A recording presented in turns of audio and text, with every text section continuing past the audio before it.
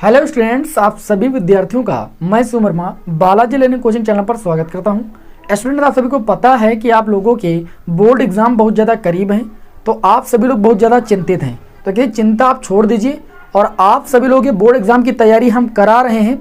तो class 10th की mathematics विषय में मैंने आप लोगों को एक मॉडल प्रश्न पत्र हल कराना शुरू किया था इसकी पिछली क्लास में, और उसमें मैंने आप लोगों को क्वेश्चन नंबर 1 से लेकर क्वेश्चन नंबर 4 तक के प्रश्नों को सॉल्व कराया था, जो कि 1 नंबर वाले और 2 नंबर वाले प्रश्न थे।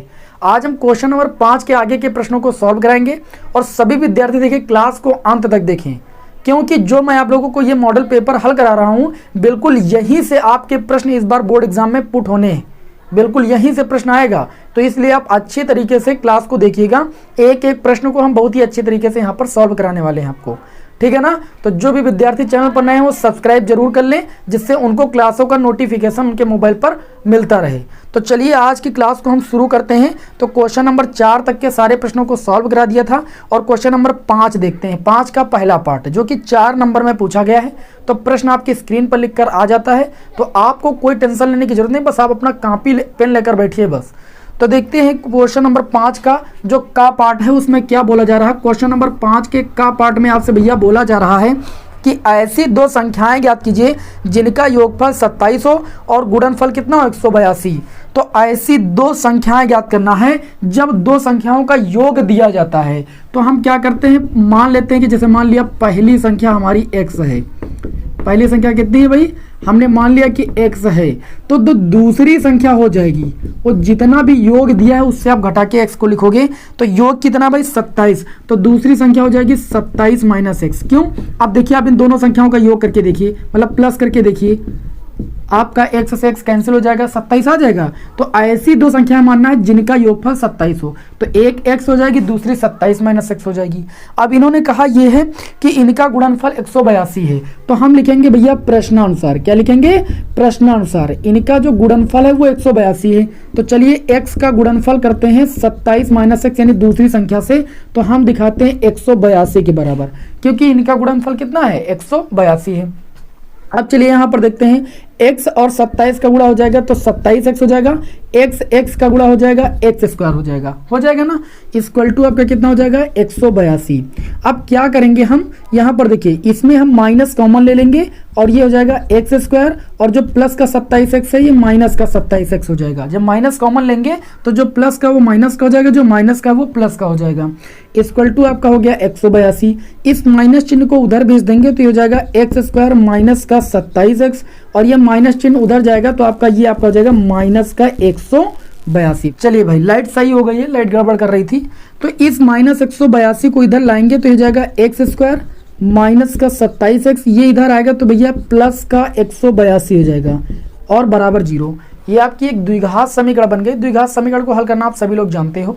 यहाँ पर क्या करोगे, 182 के गुणनखंड करोगे किस संख्या के रूप में, 27 के रूप में।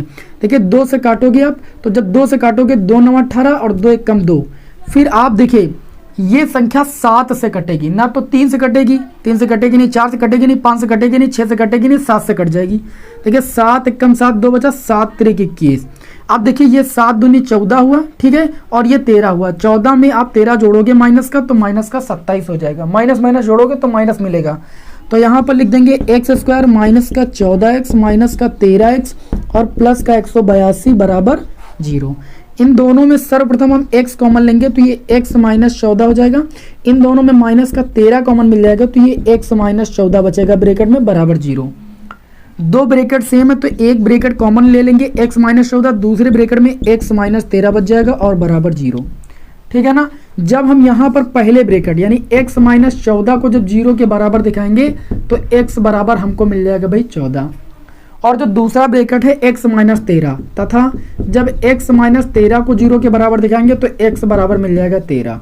तो इसका मतलब है कि अगर x का मान 14 लेंगे तो दूसरी संख्या कितनी हो जाएगी, 27 माइनस 14 यानी 13 हो जाएगी। तो एक संख्या 14 होगी और दूसरी संख्या 13 होगी, ठीक है। ये दोनों संख्याएं हो जाएंगी जिनका योगफल कितना होगा भाई 27 होगा, और जिनका गुणनफल कितना होगा 182 होगा। आप देख सकते हैं दोनों का गुणनफल करके 182 आएगा। मतलब ये क्वेश्चन का जो आंसर मैंने लगाया वो एकदम सही है। इस तरीके से आप उत्तर की जांच भी कर सकते हो। तो बताइए भाई क्वेश्चन समझ में आया कि नहीं आया। समझ में जरूर आ गया होगा। चलिए आगे बढ़ते हैं। तो पांचवे का अब हम खा पार्ट यहाँ पर सॉल्व करेंगे। इसको यहाँ पर भाई रफ कर देंगे, स्क्रीनशॉट लेना तो आप ले सकते हो। तो पांचवे के खा पार्ट की ओर बढ़ते हैं भाई, इसको रफ करते हुए खा पार्ट को देखते हैं। खा पार्ट में क्या बोला जा रहा है? खा पार्ट में देखिए जो क्वेश्चन दिया गया इसमें ये बोला जा रहा है कि उस रेखा पर जो अक्षों से ए और बी अंतःखंड काटती है। जैसे इन्होंने कहा है कि ये आपका अक्ष है, इसमें एक्स अक्ष है और ये आपका वाई अक्ष है, सभी को पता है।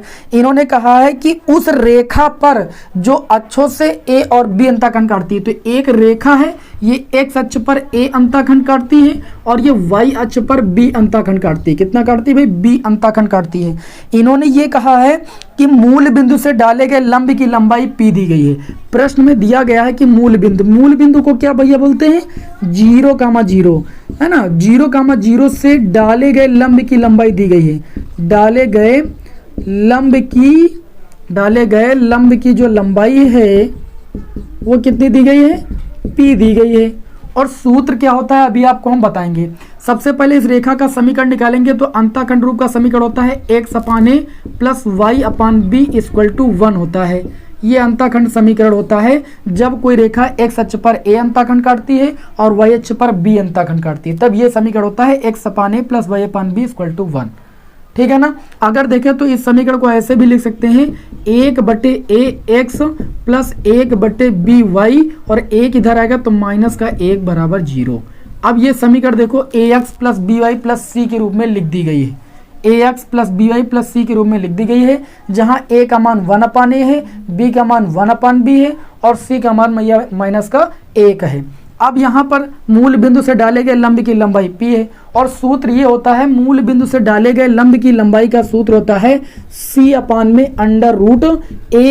Plus b²। ये सूत्र होता है मूल बिंदु से डाले गए लंब की लंबाई का।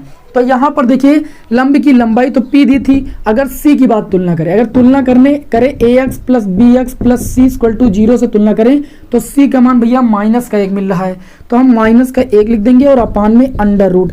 a की अगर बात करें तो a का मान यहाँ पर 1/a है तो 1/a लिख देंगे, इसका स्क्वायर होता है। b की बात करें तो b के स्थान पर 1/b है समीकरण में, तो यहाँ पर 1/b और इसका स्क्वायर कर देंगे। बताइए भाई कोई समस्या? कोई समस्या नहीं। अब क्या करेंगे, इसको इधर उठा लेंगे और p को बट्टे में लेकर चले जाएंगे, है ना। तो ये आपका आ जाएगा अंडर रूट। देखिए भाई 1 का स्क्वायर 1, a का स्क्वायर a², तो 1/a² और प्लस 1/b²। इस पूरे पद को इधर ले, बट्टे से इधर ले और इसको गुणे से हम बट्टे में लेकर चले गए, तो ये हो गया 1/p। हो गया कि नहीं हो गया? अब हम क्या करेंगे, दोनों पक्षों का वर्ग कर देंगे। क्यों? क्योंकि हमें अंडर रूट हटाना है। तो लिखेंगे भाई दोनों पक्षों का वर्ग करने पर, दोनों पक्षों का क्या करने पर भाई? वर्ग करने पर। दोनों पक्षों का वर्ग करने पर वर्ग करेंगे तो अंडर रूट हट जाएगा, 1/a² प्लस 1/b² हो जाएगा और इसका वर्ग करेंगे तो कितना हो जाएगा? 1/p²। और इस प्रश्न में आपसे यही पूछा गया था कि आप इस चीज को प्रूफ कीजिए। तो देखिए प्रश्न में जो प्रूफ करना था वो आपका प्रूफ हो चुका है बहुत ही आसान तरीके से। बताइए सभी विद्यार्थियों को प्रश्न समझ में आया कि नहीं? देखिए ये अब सिलेबस में रह नहीं गया, पहले क्वेश्चन बहुत ज़्यादा रिपीट होता था इसलिए आपको इस सेट में देखने को मिला है। ठीक, तो इतना ज़्यादा टेंशन लेने की भी जरूरत नहीं है। इंपॉर्टेंट प्रश्न था, मैंने अच्छे तरीके से एक्सप्लेन कर दिया। अब हम समय को लॉस नहीं करेंगे और बढ़ेंगे पांचवे के गा पार्ट की ओर। अगले क्वेश्चन में क्या बोला जा रहा है, पांचवे के गा पार्ट को यहाँ पर हम देख लेते हैं और इसको रफ कर देते हैं भाई।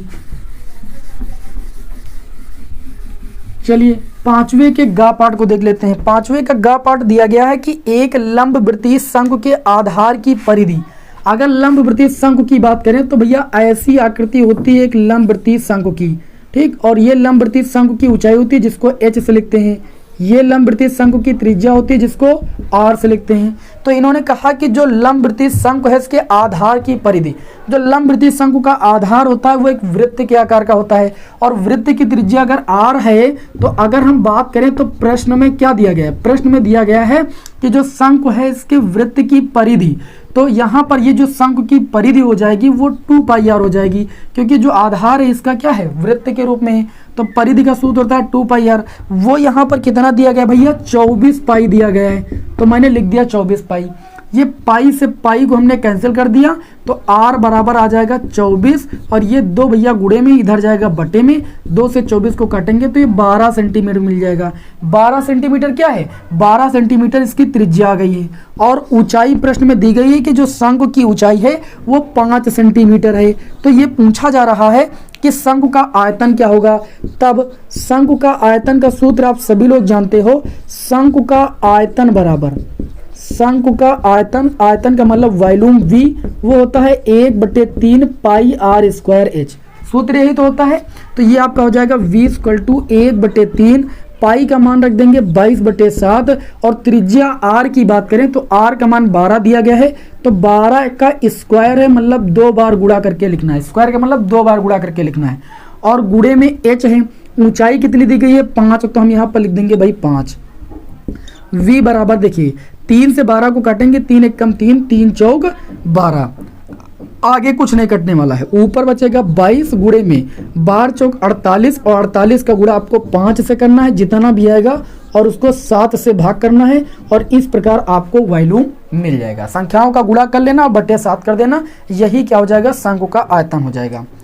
चलिए भाई आगे बढ़ते हैं घा पाठ की ओर। ठीक, ये आपका सांख्यिकी का क्वेश्चन है जो कि इसमें समांतर माध्य से रिलेटेड क्वेश्चन पूछा गया है। तो चलिए बताते हैं कि ये क्वेश्चन कैसे लगेगा। तो अगला क्वेश्चन देखेंगे घा पाठ, इसको रफ कर दे भाई, है ना, क्योंकि हमारे पास यहाँ पर जगह कम है और आपको अच्छे तरीके से एक्सप्लेन करना है, तो यहाँ पर जगह की ज़्यादा जरूरत पड़ेगी।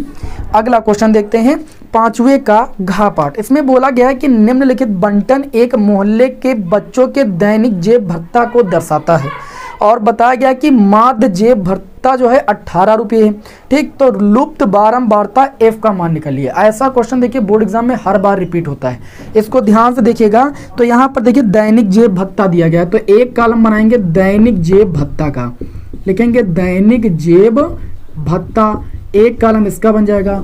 दूसरा कॉलम आपका दिया गया है बच्चों की संख्या, किसका कॉलम दिया गया भाई, बच्चों की संख्या, इसका मतलब f का मान दिया गया है। संख्या कहीं पर बोल, इसका मतलब f का मान दिया गया है। ठीक है ना, तो चलिए पहले इसको नोट कर लेते हैं। यहाँ पर तो हमें दिया गया है 11 से 13 एक अंतराल, दूसरा 13 से 15, फिर 15 से 17, फिर 17 से 19, फिर 19 से 21, इस प्रकार हमें अंतराल दिए गए हैं। और 21 से 23 और 23 से भाई 25, ये आपको अंतराल दिए गए हैं। और बच्चों की संख्या इन अंतराल के अंतर्गत दी गई है। 11 से 13 के बीच 7, फिर 6 दी गई है, फिर 9, फिर 13 और फिर f दी गई है, उसके बाद 5 दी गई है, फिर 4 दी गई है। आपसे बोला जा रहा है कि यदि समांतर माध्य जो है, यानी इन्होंने कहा जेब भत्ता, माध्य जेब भत्ता, माध्य का मतलब समांतर माध्य 18 रुपये है, तो जो ये f आया है बीच में, इसका मान कितना होगा। तो समांतर माध्य निकालने के लिए सबसे पहले मध्य पद x का मान निकालते हैं और उसके बाद f क्रॉस x निकालते हैं। ये 2 स्टेप समांतर माध्य निकालने में करते हैं। तो चलिए x का मान क्या होता है, इस वर्ग अंतराल के मध्य का पद होता है। 11 और 13 के बीच कौन सा मध्य पद आएगा भाई, 12 आएगा। दोनों को जोड़ लो, 24 24 का आधा कितना आ जाएगा 12। 13 और 15 के बीच कितना आएगा 14, फिर इसी तरीके से 16, फिर 18, फिर 20, फिर 22, फिर 24, 23 और 25 के बीच 24 आ जाएगा। तो थोड़ा सा मिलने ना पाए, इसलिए हम इसको सामने लाइन से जो है व्यक्त कर देते हैं। ठीक, इस तरीके से आपका मध्य पद आ जाएगा। अगले स्टेप में क्या करते हैं, हम f क्रॉस x निकालते हैं, यानी f और x का गुणा करते हैं। 12 और 7 का गुणा होता है भैया 84, फिर 14 चौको 56, 14 पंचे 70, 14 छंग होता है आपका, फिर 84 लिख दिया। 16 नवैया होता है भैया 144, उसको मैंने लिख लिया। 18 का गुणा 13 से करेंगे, 18 दूना 36, 18 3 54, हासिल आया 5 और 18 एक कम 18 और 5 कितना हो जाएगा 23 हो जाएगा कि नहीं। फिर 20 और f का गुणा करेंगे तो कितना हो जाएगा 20f हो जाएगा। 5 और 22, 22 पंचे होता है 110, वो लिख लिया मैंने। 24 चौकों की बात करें तो 96 होता है, उसको लिख लिया। अच्छा, समांतर माध्य का सूत्र क्या होता है, समांतर माध्य बराबर होता है, समांतर माध्य बराबर होता है सिग्मा fx अपान में सिग्मा f, ये सूत्र होता है। और इन्होंने क्या किया है, समांतर माध्य का मान दे रखा है। ठीक, तो माध्य का मान कितना दे रखा है, माध्य का मान दे रखा है 18, तो यहाँ पर लिख देंगे 18। सिग्मा, सिग्मा का मतलब होता है योग, किसका योग, fx का, जो हमने गुणा किया है। तो इसका पहले योग कर लेंगे, 4 4 8 4 12 4 16 और 16 6 कितना हो जाएगा 22, हासिल आया भैया 2। फिर 11 और 9 20, 20 और अगर बात करें 20 और 23 की बात करें तो 43 हो जाएगा। 20 में 43 जोड़ेंगे, 23 जोड़ेंगे 43, और 43 में 10 जोड़ेंगे तो आपका हो जाएगा 53 4 57। 57 में 8 जोड़ेंगे 65, और 65 में 8 जोड़ेंगे 73। तो इस तरीके से 73 का 2 हासिल हो जाएगा 75, 552 आ जाएगा। और प्लस में आपको 20 FB जोड़ना है। ठीक, ये कोई संख्या नहीं थी इसलिए इसको अलग प्लस करके लिखा जाता है। सिग्मा एफ की बात करें तो सिग्मा एफ का मतलब यही, एफ का जो मान है इसका बीजगणितीय योग निकालना है। 7 6 13 और 13 9 22, 22 और 10 कितना हो जाएगा 32, और 32 3 35, 35 5 40, और 40 4 कितना हो जाएगा 44। तो ये आपका आ जाएगा। देखिए भाई एक बार और जोड़ लेते हैं, 5 4 9, 9 9 18, 18 और 13 31, 31 और 6 37, है ना 37, और 7 कितना हो जाएगा 44। तो 44 और प्लस एफ भी तो बचा है तो एफ को लिख लेंगे। बताइए इतनी बात समझ में आई कि नहीं समझ में आई? अब समांतर माध्य बराबर हम सूत्र लगा दिए। सिग्मा एफ एक्स की बात करें तो वो हमारा आ चुका है 752, और प्लस का कितना आ चुका है 20 एफ आ चुका है। बटे में सिग्मा एफ की बात करें तो सिग्मा एफ का मान आपका आ चुका है कितना भाई 44 प्लस का एफ। तो मैंने लिख लिया 44 प्लस का एफ। इसके नीचे एक मान के हम कैंची गुणा तो आराम से कर ही सकते हैं। तो चलिए कैंची गुणा करते हैं। 18 चौको होता है कितना भाई 72, 18 छठे 18 चौको 72। फिर 18 का गुणा 4 से करेंगे, 18 चौको 72, 72 में 7 हासिल भी तो आया था तो ये आपका हो जाएगा 79। फिर 18 का गुणा एफ से करेंगे तो प्लस का 18 एफ हो जाएगा। बाकी उधर जो है उसका गुणा 1 से हो रहा तो वैसे के वैसे लिखा रहेगा 752 प्लस का 20 एफ। ठीक, उसको वैसे का वैसे लिखा रहने देंगे। अब हम एफ वाले एक तरफ कर लेंगे, संख्याएं एक तरफ कर लेंगे, तो ये हो जाएगा 792, 752 इधर आएगा माइनस का 752 हो जाएगा, उधर 20 एफ था और ये 18 एफ उधर गया तो माइनस का 18 एफ हो गया आपका भाई। हो गया कि नहीं हो गया? तो 792 से हम घटाएंगे 752, 2 से 2 गया 0, और 79 से 75 गया 4, यानी 40 बच जाएगा। और 20 से 18 जाएगा 2 एफ बच जाएगा। 2 से 40 को काटेंगे तो एफ बराबर आ जाएगा भैया 20। इस प्रश्न में ये पूछा गया था कि एफ का मान कितना होगा, तो आप कितना बताओगे भाई 20 होगा। कितना मान होगा 20 होगा। तो चलिए भाई स्क्रीनशॉट लीजिए जल्दी से। अब हम बढ़ेंगे नेक्स्ट क्वेश्चन की ओर भाई, बिना समय को लॉस किए हुए। अगला जो हमारा पार्ट होगा वो आपका कौन सा पार्ट होगा, चलिए देख लेते हैं। 5वें का होगा हमारा, नहीं 5वें के सारे पार्ट हो गए। अब हम यहाँ पर 6वें के का पार्ट को हल करेंगे। किसको हल करेंगे? 6वें के का पार्ट को हल करेंगे। तो इसको रफ करें भाई। चलिए भाई देखते हैं 6वें का पार्ट कैसे हल होगा। इसको रफ कर देते हैं भाई, है ना।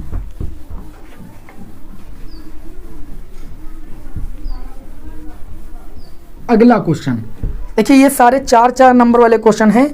6वें के का पार्ट में क्या बोला जा रहा है?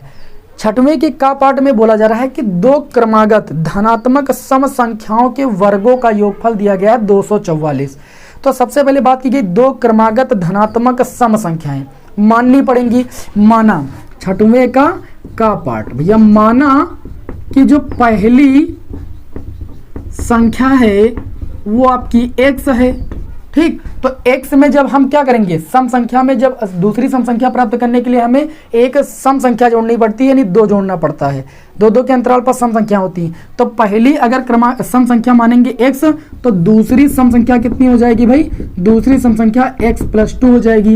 अब प्रश्नानुसार इन संख्याओं के बारे में एक बात बोली गई है कि इन दोनों संख्याओं के वर्गों का योगफल, मतलब संख्या का वर्ग किया, फिर जो दूसरी संख्या उसका वर्ग किया, और उसके बाद बीच में इनका योग कर दिया, तो कितने के बराबर है 244। इन दोनों संख्याओं के वर्गों का योगफल कितना है भाई 244 है। तो यहाँ पर देखिए आपका हो जाएगा x² और x + 2 यानी a + b का होल स्क्वायर, सभी को पता है a² + b², 2 का स्क्वायर 4 और प्लस का 4x हो जाएगा, है ना। 2ab, 2 × a के स्थान पर x और b के स्थान पर 2, तो 2 गुणे x यानी 4x हो जाएगा। = आपका हो जाएगा 244। x² 2x² हो जाएगा और प्लस का ये आपका 4x हो जाएगा। ये 4 उधर जाएगा तो 244, 4 उधर गया माइनस का 4, यानी ये आपका बच गया भाई 240। 244 से 4 गया 240। यहाँ पर इन दोनों में देखें तो हम 2 कॉमन ले सकते हैं, तो ये बच जाएगा x² प्लस का 2x, और इधर बच गया भैया 240।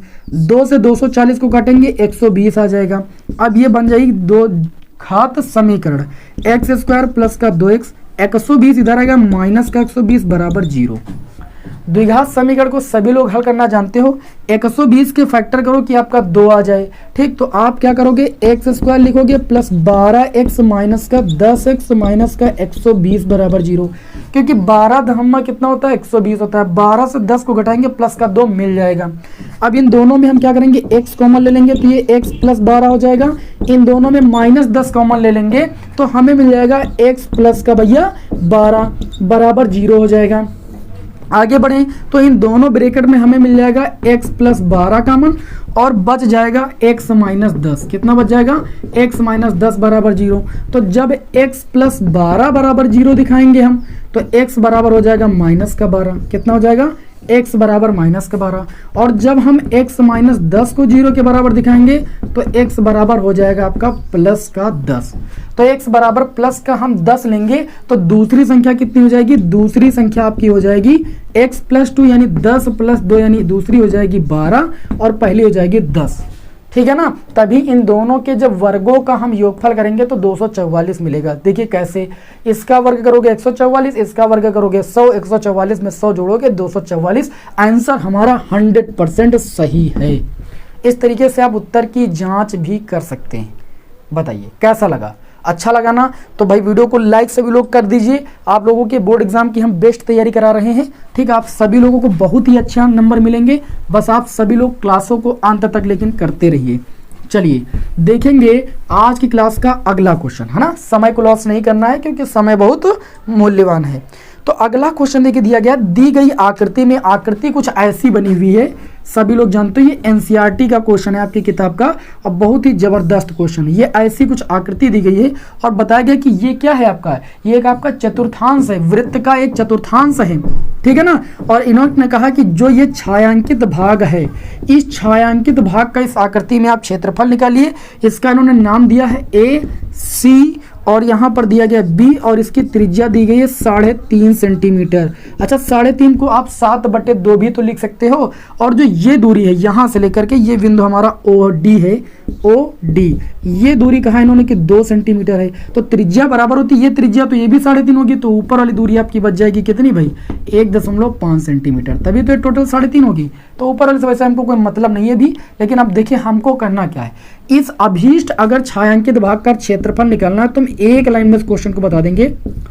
अभीष्ट छायांकित भाग का क्षेत्रफल, छायांकित भाग का क्षेत्रफल बराबर आप निकालोगे। कैसे निकालोगे, अगर इस छायांकित भाग का क्षेत्रफल चाहिए तो देखिए ये एक वृत्त का चौथाई भाग है। ठीक, अगर हम वृत्त इस तरह के 4 खंड जोड़ेंगे तब जाके हमको पूरे वृत्त का क्षेत्रफल, पूरा वृत्त मिलेगा। तो मतलब जो वृत्त का क्षेत्रफल पाई आर स्क्वायर, इसका अगर 4/4 कर दें तो ये पूरे भाग का क्षेत्रफल हो जाएगा, इसमें ये पूरा भाग आ जाएगा। लेकिन हमको चूंकि इतने भाग का क्षेत्रफल निकालना है तो पूरे भाग के क्षेत्रफल से हम इतना क्षेत्रफल, ये जो आपका त्रिभुज बन रहा है, समकोण त्रिभुज बन रहा है, इसका क्षेत्रफल घटा देंगे। क्योंकि चतुर्थांश में जो कोण बनता है वो 90 डिग्री बनता है, तभी जो है टोटल घूमता है 4 बार तो 360 बनता है। तो यहाँ पर हम घटा देंगे त्रिभुज, किस त्रिभुज का क्षेत्रफल, त्रिभुज ODB यानी समकोण त्रिभुज ODB का क्षेत्रफल है DOB का क्षेत्रफल। तो समकोण त्रिभुज का क्षेत्रफल होता है 1/2 आधार। आधार कितना है भाई, 3.5, 3.5 को लिख सकते हो 7/2। और ऊंचाई की बात करें तो ऊंचाई ये है त्रिभुज की 2, तो मैंने लिख दिया 2। अब चलिए मान रख देंगे, पाई का मान 22/7 होता है, रख दिया। और त्रिज्या 3.5 दी गई, 3.5 को हम लिख सकते हैं 7/2। अच्छा त्रिज्या का स्क्वायर है तो 7/2 का हम 2 बार गुणा करेंगे, स्क्वायर का मतलब 2 बार मल्टीप्लाई करेंगे। और यहाँ पर बटे में 4 भी है तो हमने लिख दिया भाई बटे में 4, कोई दिक्कत, पूरे के बटे में ऊपर वाला मान रख दिया, पूरे बटे में 4। ये 2 से 2 कैंसिल हो जाएगा, माइनस का 7/2 बचेगा। यहाँ पर देखिए काटेंगे हम इसको, 2 से काटेंगे तो ये 11 हो जाएगा, ये 7 से 7 कैंसिल हो जाएगा। 7 और 11 ऊपर बचा कितना हो गया 77, नीचे 4 और 2 का गुणा कितना हो जाएगा 8 हो जाएगा, माइनस 7/2 हो गया। जब भी भिन्नों को घटाते हैं तो सबसे पहले हर को बराबर करते हैं। तो यहाँ पर 2 का हर आप 7/2 है हर में, तो इसको 4 से ऊपर नीचे गुणा कर देंगे। अब दोनों के हर बराबर हो गए तो हम ले लेंगे 1 हर 8 और 77 से 7 चौक 28 घटा देंगे हम, तो 17 से 8 जाएगा 9 बच जाएगा। आप देखिए भाई 77 माइनस 28, 17 से 8 जाएगा 9 बचा और 6 से 2 जाएगा 4 बचा, यानी 49 बच जाएगा। ये आप क्या निकाल रहे हो, ये आप निकाल रहे हो अभीष्ट छायांकित भाग का क्षेत्रफल। और क्षेत्रफल जो होता है 2 भी में होता है, नहीं वर्ग इकाई में आएगा। तो मात्रक आपका सेंटीमीटर दिया था लंबाई का, तो ये हो जाएगा सेंटीमीटर स्क्वायर, ये वर्ग सेंटीमीटर 49/8 वर्ग सेंटीमीटर आएगा इस अभीष्ट छायांकित भाग का क्षेत्रफल। ये प्रश्न कई बार बोर्ड एग्जाम में रिपीट हुआ है, तो इसे आप जरूर लगा डालिए अच्छे तरीके से। मैंने इसीलिए 1-2 नंबर में आपको इसको अच्छे तरीके से समझाया है, मतलब 1-2 लाइन में, कि आप समझ जाएं। चलिए अब हम बढ़ेंगे नेक्स्ट क्वेश्चन की ओर, गा पार्ट की ओर। कहाँ बढ़ेंगे भाई? गा पार्ट की ओर। रफ कर दें इसको। चलिए अगले क्वेश्चन को देखते हैं और उसका गा पार्ट आप लोगों को हल करा देते हैं हम। गा पार्ट में क्या होता है इसको भी देख लेते हैं। गा पार्ट में ये दिया गया है कि एक 5 सेंटीमीटर और एक 6 सेंटीमीटर और तथा 7 सेंटीमीटर भुजाओं वाले एक त्रिभुज की रचना कीजिए।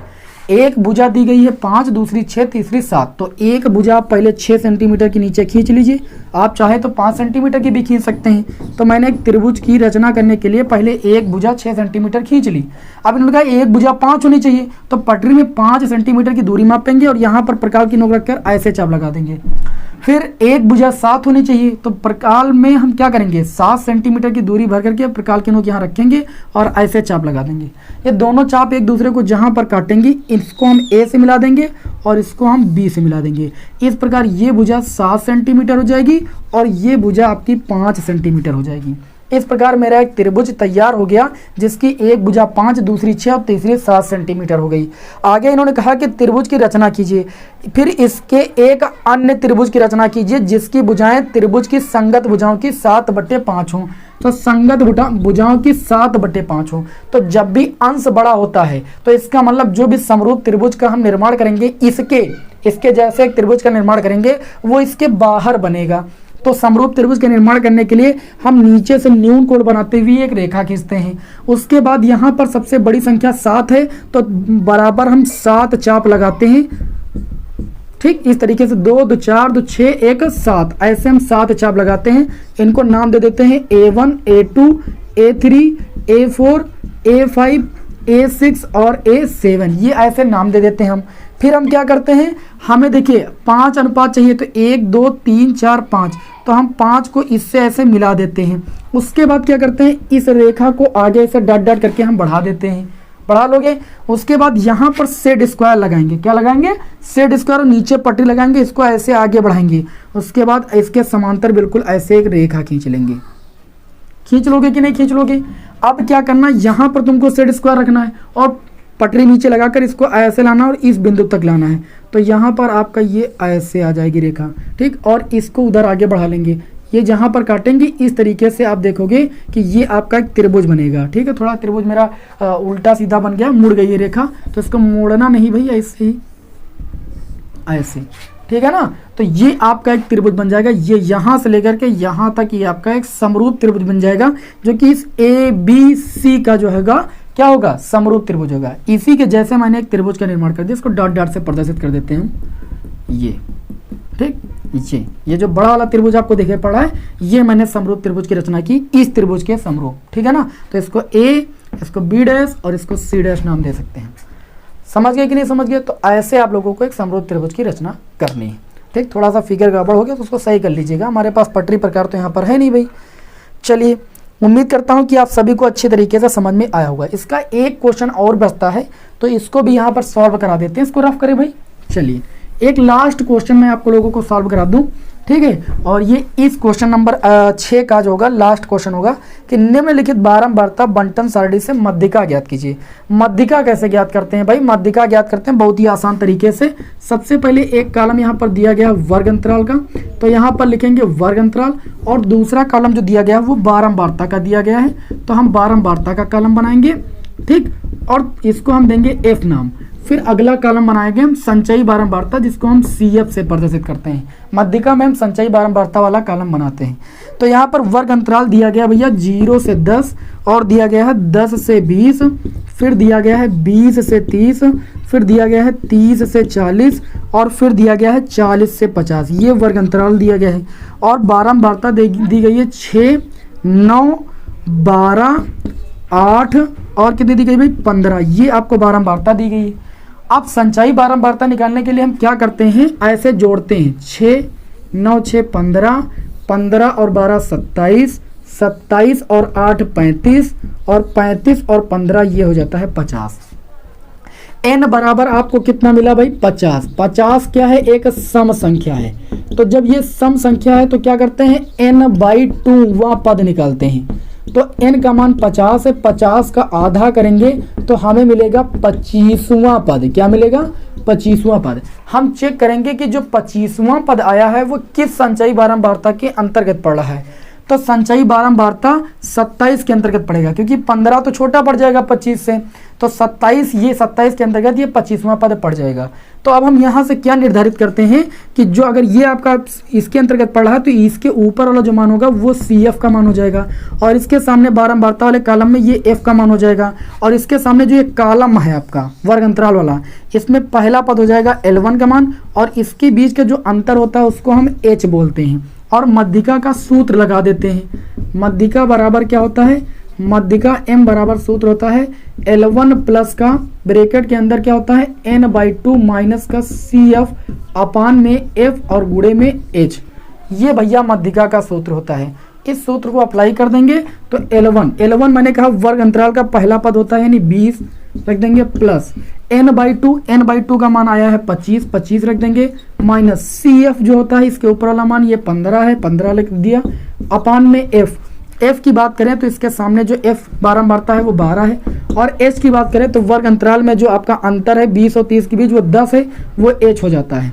इस तरीके से हम यहाँ पर क्या करेंगे भाई, मल्टीप्लाई कर लेंगे तो ये आपका आ जाएगा 20 प्लस 25 से भैया 15 जाएगा, कितना बचेगा बताइए आप, 10 बचेगा। 25 से 15 जाएगा 10 ही तो बचेगा, और बटे में 12 और गुणे में 10, इसको काटेंगे 2 पंची 10, 2 छंग 12, 2 पंची 10, 2 तेई 6, इस तरीके से मिलेगा 20 प्लस 5/3, और इसको हल करोगे 20 तेई 60, 5 कितना हो जाएगा 65। ओ सॉरी गलती हुई थोड़ा सा, देखिए कैसे 5 का गुणा कितना हो जाएगा 25 हो जाएगा, और 20 तेई 60 और प्लस 25 आप कर लीजिए कितना हो जाएगा 85 हो जाएगा। तो 85/3 का मतलब क्या होता है, इसको भाग कीजिए, 3 दूनी 6, 2 बचा 25 हो गया, 3 8 24, और 1 बचा पॉइंट लगाया 0 बढ़ाया 3 त्रिका 9, ये 28.3 आ जाएगा, जो कि इस बारंबारता बंटन की क्या हो जाएगी, मध्यिका हो जाएगी। तो आज की क्लास में हमने जो मॉडल पेपर में आपको हल करा रहा था इसमें क्वेश्चन नंबर 6 तक के क्वेश्चनों को सॉल्व करा दिया। नेक्स्ट क्लास में इससे जो बड़े वाले क्वेश्चन वो मैं आपको सॉल्व कराऊंगा। तो सभी विद्यार्थी तैयारी को करते रहें, और वीडियो को लाइक नहीं किया तो लाइक कर दें, चैनल पर नए हैं तो सब्सक्राइब कर लें। नेक्स्ट वीडियो में मिलते हैं आप लोगों को धमाकेदार क्लास के साथ। जय हिंद, वंदे मातरम।